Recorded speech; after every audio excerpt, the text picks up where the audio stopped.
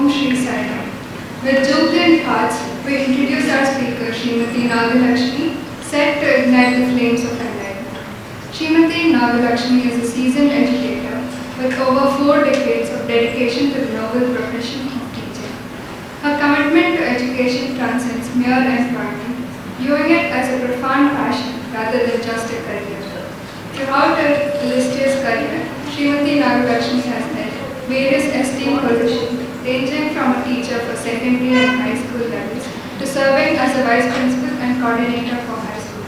Since 2017, she has been serving as a vice principal of Navjyoti Public School, where her leadership has been instrumental in shaping young minds. Deeply rooted in spiritual values, Srimati Nagalakshmy is the proud alumna of Balvikas from Pondicherry and has served as a Balvikas guru for over 15 years in ITI Saradha.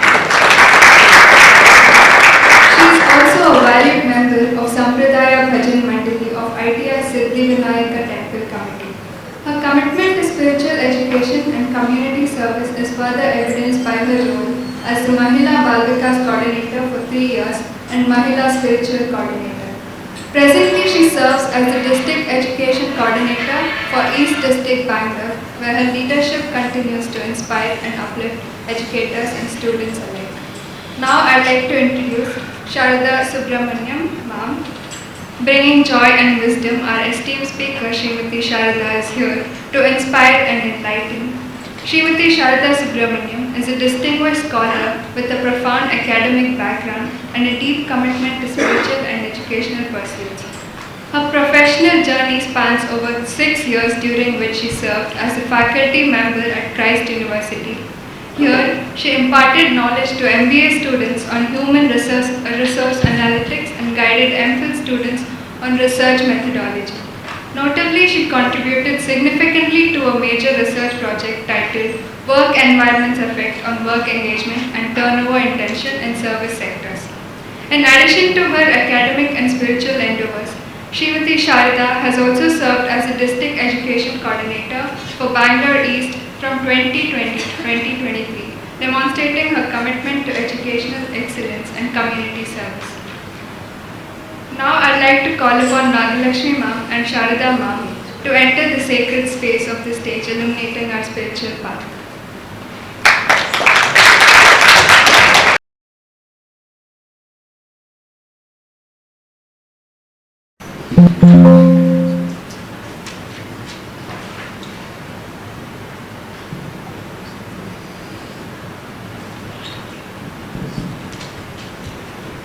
Most humble and loving salutations at the divine lotus feet of Venerable Swami. Respected elders, dear sisters and brothers, Salam to all of you. The Balvikas Gurus, we all feel really blessed to be a part of the mission and vision of Bhagwan, that is the Shri Satya Sai Balvikas. The Satya Sai Balvikas that was started by Bhagwan, it shapes and molds the personality of children, and it helps them grow into citizens of sterling character and confident personality. Now, this is not just a grand mission alone. This is also a very urgent mission. Now, all of us are aware of the burning issues that is happening in the prestigious institutions like the IITs. Every month or so, we keep seeing in the newspaper, in the headlines, about very disturbing news that happens in the prestigious institutions. The reason is because today's modern education is all just a hype. We can at most bestow us food, clothing and shelter, but it does not teach us what can give permanent happiness, what can give eternal happiness. In fact, happiness itself is misinterpreted as what? As material success, as material comforts, etc. So as far as things are going on fine, we are all very happy, we are confident, we are very positive. But things, little bit also, if it gets worrying, then what happens? Particularly for this generation, there is a deep sense of depression, dissatisfaction, depression, frustration. And because of this, Parents are helpless, children are helpless, they go into wrong ways, they have bad company and such things. And this is the very reason why Swami says that secular education should always be molded along with spiritual education. So if we see in the spiritual education, in the discourse in the year November 2001, Swami has said, on 20th November 2001, Swami has said that spiritual education encompasses culture and educate. In fact, in this discourse, Swami has used these terms very interchangeably, that is spiritual education, culture, educate. He has used them very interchangeably. Swami says that if culture in a society diminishes, then automatically the entire society and the individual will perish. So this was the fundamental strategy that was used by the European colonizers. The European colonizers, when they wanted to come and colonize continents like Asia, Africa, America and all, what did they do? They just came and disrupted, diminished and dominated and destroyed the culture of these continents. All these continents like America, Latin America, India, we all had the culture, we all had the indigenous belief. Our culture was to worship nature. We worship nature as God, right? So Lord Krishna has taught us that nature should be worshipped as God. He demonstrated by worshipping the Govardhanagiri mountain. But what did the European colonizers do? They showed supremacy over nature. So for the sake of economic gain, for the sake of economic prosperity, they exploited nature. And they imposed this idea of exploiting nature in all these societies. Even America also used to worship Mother Earth as God. So they diminished all these beliefs. Slowly and gradually, the culture started fading out, it started diminishing, and thereby these European colonizers, they could easily conquer us. Now, just to demonstrate this, I have, just to support this, I have, this slide shows Lord Macaulay's address to the British Parliament on 22nd Feb 1835. I just read it out. I have travelled across the length and breadth of India, and I have not seen a person who is a beggar, who is a thief. Such wealth I have seen in this country, such high moral values, people of such caliber. I do not think we would ever conquer this country unless we break the very backbone of this nation, which is her spiritual and cultural heritage. And therefore, I propose that we replace her old and ancient education system, her culture. For if the Indians think that all that is foreign and English is good and greater than their own, they will lose their self-esteem, their native culture, and they will become what we want them, a truly dominated nation. And this is how they captured our different continents. So here the other picture shows the indigo plantation, which was not at all required for our country. Now, because of indigo plantation, so much of our agriculture, our soil was destroyed. Right? So that is how we lost our culture. So that is why Swami says that always spiritual education, secular education, only secular education without culture. Swami says in the same discourse that it is like a counterfeit coin. Even a beggar will not take a counterfeit coin, right? So, Swami in fact says secular education without spiritual education or without culture is like a very dark room where only bats will stay, right?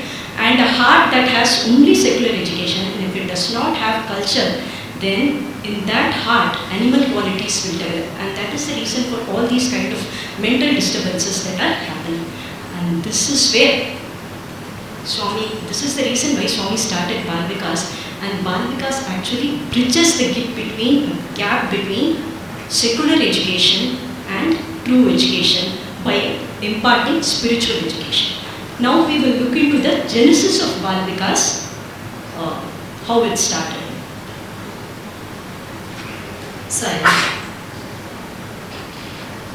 On 25th May 1947, a letter was written by Swami to his brother Sheshamaraju. Earlier it was called as Balvihar, then later in 1969 it was coined as Balvikas. Vikas means it is blossoming. So the young minds, which is full of potentiality, needs a lot of things to imbibe, and we have to give them food for thought, action and deeds. So that is why the Balvikas children, they are given very good potentiality and in terms of lessons. So here we have, in 1971 it was given as Balvikas, and later we see that to teach these children a normal teacher would not do. So Swami has given an elevated what you call is designation as Balvikas Guru. There is a lot of difference between a teacher and a Guru. Teacher teaches subjects, we don't discriminate them, but it is only the subject matter, not touching the emotional of a child. Here we take into consideration the all-round holistic development of children, that is the physical development, mental development, social, emotional and spiritual. So all this, the overall development in a child, makes him a wholesome individual, a good citizen for the country. We are aiming at producing good children, good citizens for the future Bharat. Here we can see also on side along with the techniques of Balvikas, we inculcate these values called Satya, Dharma, Shanti, Prema and Ahimsa. So these are inculcated as 5 techniques in the Balvikas classes. Each Guru takes up these 5 techniques in a class, not leaving any one of them left behind. So first and foremost is the prayer. Vakratunda Mahakaya Surya Koti Samaprabha. So it is only a tune filled with the words. But I have seen the small children, they tend to forget. So what I do, a little bit of dramatization, like how a nursery rhyme is taught in the school. I say Vakratunda, that means what? Bent turn. So Mahakaya, so they remember with action. So that is how the shlokas, every word is taught. So naturally when the child grow up to write an examination in group 2 and group 3, they tend to remember these words because it is getting imbibed, like how the sponge takes the water. So that is how the child is interested to come to the class as well. That day you taught like this, that word I forgot, then again they remember by the action. I don't tell, I just, when they forget the lines, I say like this, so then they remember the lines. That is how it is, very interesting. Next comes the meditation and silent sitting. See, children are very good imaginary products. They do imagine whatever we say. So during closing their eyes, we take them for a visual journey. So then we tell, supposing we take up Ganesha, then we go to a Ganesha temple during guided meditation as a visualization object. So they enjoy, they come back and they explain what all they saw in the temple. Then the storytelling, everybody are aware, the Ganesha getting the mango from the hands of Narada, winning a competition between Kartikeya, that everybody are aware. So that story, either it can be enacted as a role play, or it will be enacted as a drama in the class, or it is just narration. So all these things, narration with expression, naturally enters the minds of children. Then group singing. Next, I think next program will be the group singing. You will know how melodious, how soothing, how well these verses are arranged by our Swami, given as small namavadis. So easily, it is not a big lines wherein the skill of music is needed for any child. Just namavadis in a simple tone, they learn it by heart. Then comes the group activities, which all these 5 values can be turned, the activities, see what we read, we tend to forget. What we write stays for a few days, but what we actually do remembers lifetime. So we do some of the activities connected to the values, connected to the lesson. Now over to Saradha for the syllabus. So there are 3 groups in Balvikas. Group 1 ranges from 5 to 7 years. Group 2 is for children from 8 to 10. And Group 3 for children from 11 to 13 years. So in Group 1, very simple 4-line shlokas, 4-line bhajans, very short moral stories from different faiths, and practical tips for everyday life. Like there is something called 6 doctors of nature, where first is sunshine. Children have to get exposed to sunlight every day so that they get vitamin D, and then having plenty of fluid, and doing exercise every day, and taking rest. So rest is not, so Swami says rest is not abstaining from work, but change of work is called as rest. So these kind of practical tips are taught to children in Group 1. After which they have a small assessment. So they go to Group 2. When in Group 2, there are selected shlokas from Bhagavad Gita. So these shlokas have been selected by Swami, chosen by Swami. And from major religions, they read about the major religions of the world. So when we teach them about Sanatana Dharma, that is Hinduism, first we cover the fundamental philosophy of Hinduism, that is law of rebirth and law of karma. So when we are talking about law of karma, we teach them about prarabdha karma, sanchita karma, and agami karma. And then we go in detail about all these things for the children.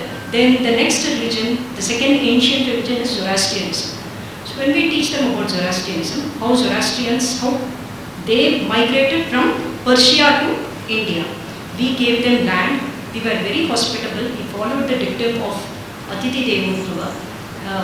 We allowed them to practice their own religion of Zoroastrianism, and today we have very successful business tycoons like Godrej, Tata, Cyrus Poonawalla. All these people are Zoroastrians, Persians, who are practicing their religion and also are very successful in their career. Now apart from this, so the third religion, the next major religion that we teach is Christianity. So Swami says, love gives and forgives, and self gets and forgets. So Jesus Christ was an epitome of the same. Love gives and forgives. So we cover about the life of Jesus Christ and also about his messages. So when we teach about Islam, life history of Prophet Muhammad, about surrender and about charity is being covered. Similarly, the sister religions of Hinduism, that is Buddhism and Jainism, and also the youngest religion, that is Sikhism. This also is being covered in brief for the second group children.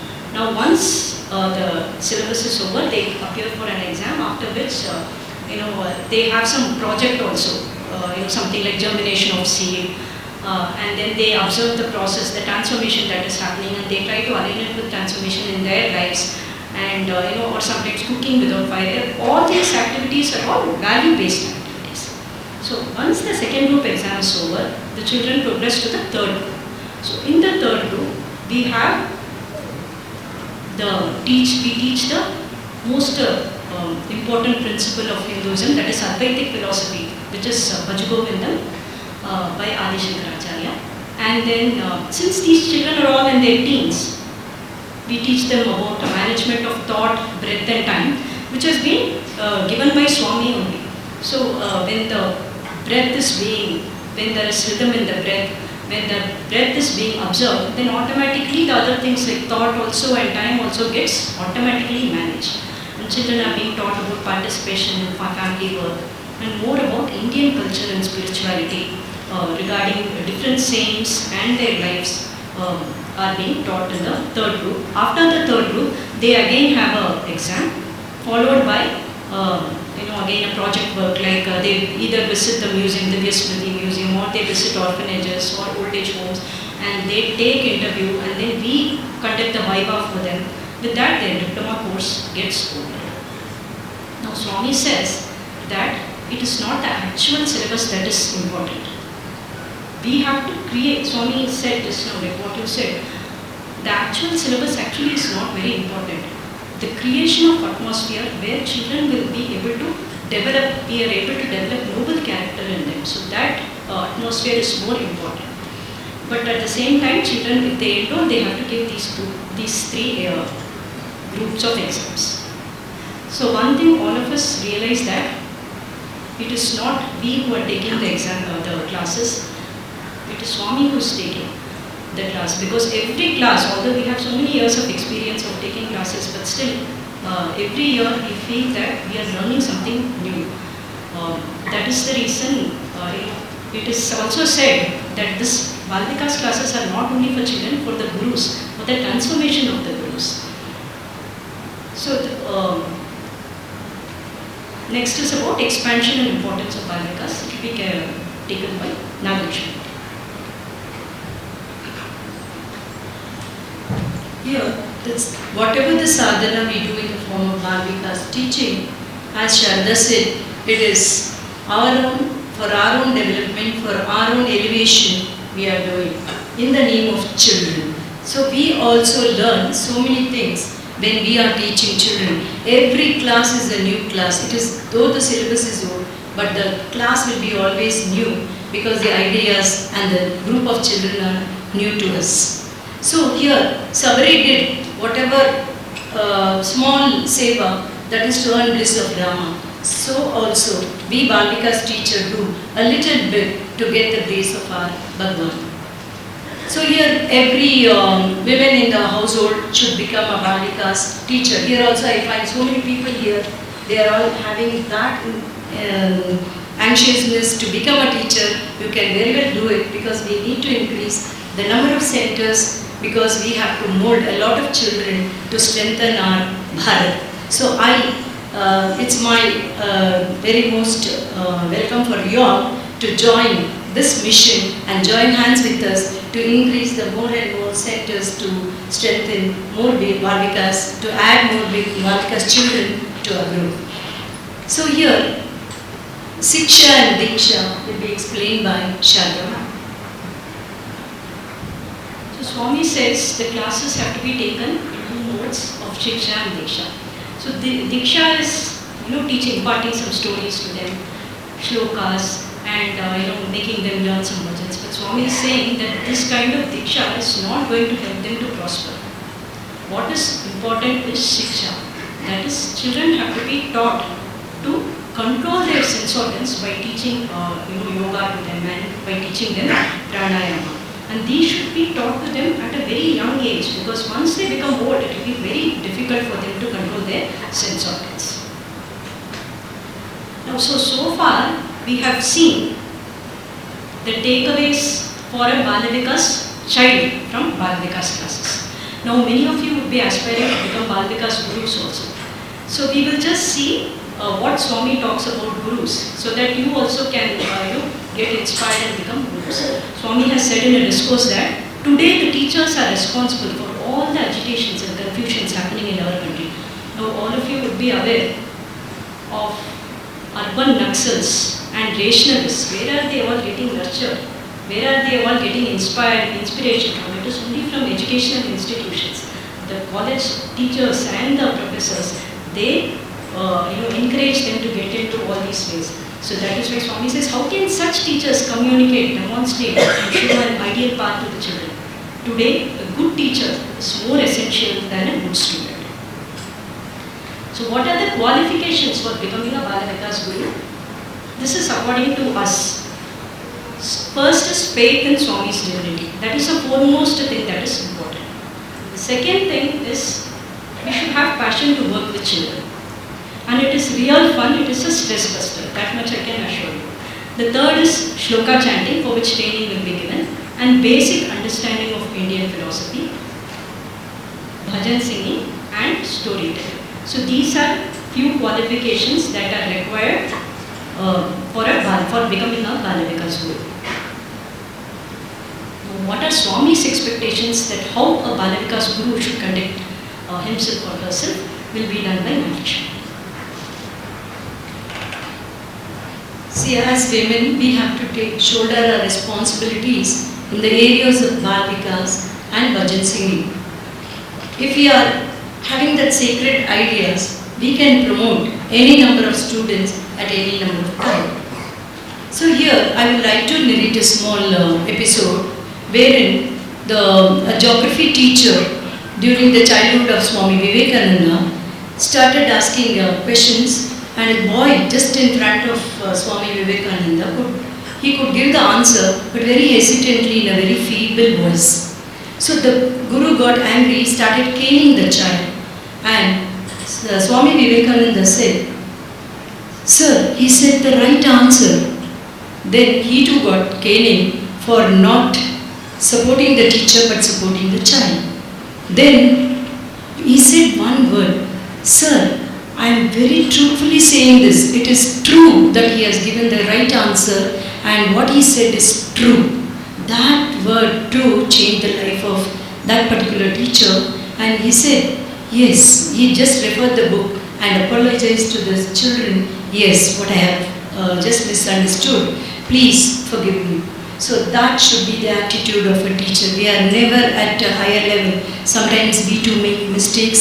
It is the great thing that we have to admit before children when we have done or uttered something wrong. It is the right thing to get apologized also. So that should be the nature. We are always under the guidance of our great Guru, our Swami.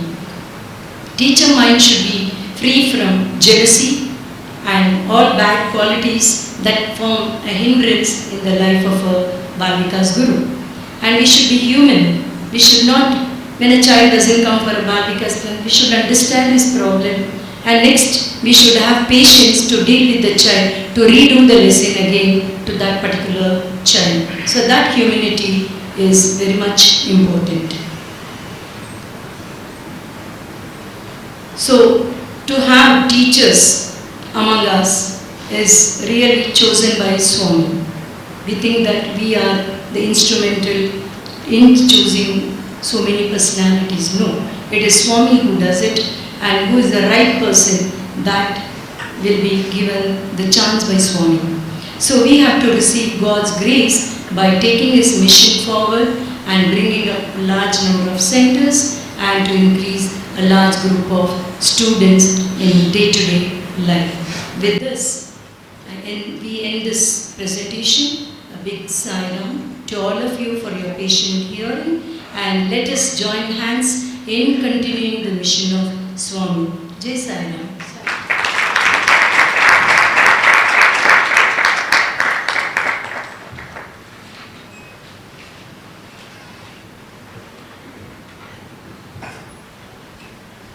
I extend sincere gratitude to our esteemed speakers for enlightening us on the purpose of participating in Balvikas. Before we move forward, we now call upon Dr. Subramanian and Sister Deepika, our Balvikas coordinator of our Samithi, to do the honor of presenting a memento as a token of gratitude to our esteemed speakers.